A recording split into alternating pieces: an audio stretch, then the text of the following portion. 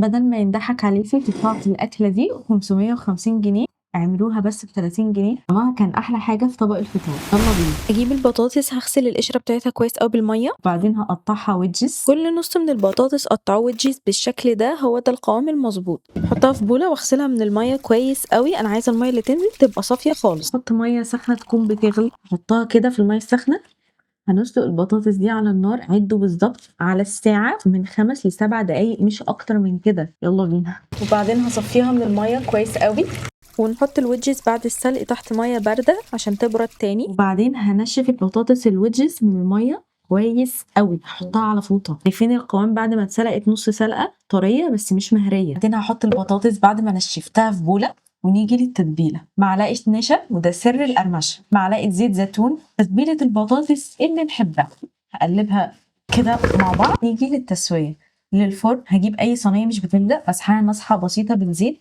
وهابدأ أرص الويدجز بتاعتي. أهم حاجة درجة حرارة الفرن تكون عالية، يعني نكون مسخنينه من قبلها لمدة 10 دقايق لدرجة حرارة 200 رف أوسط. وللإير فراير هامسحها مسحة زيت وهابدأ أرص الwedges وأحطها على درجة حرارة 200 لمدة 20 دقيقة. دي كده نتيجة الفرن، دي كده نتيجة الإير فراير. دي أحلى حاجة فيها إن هي كريمية من جوه ومن بره واخدة طبقة مقرمشة كده. اعملوا سيف وتجربوها وتقولي رأيكم.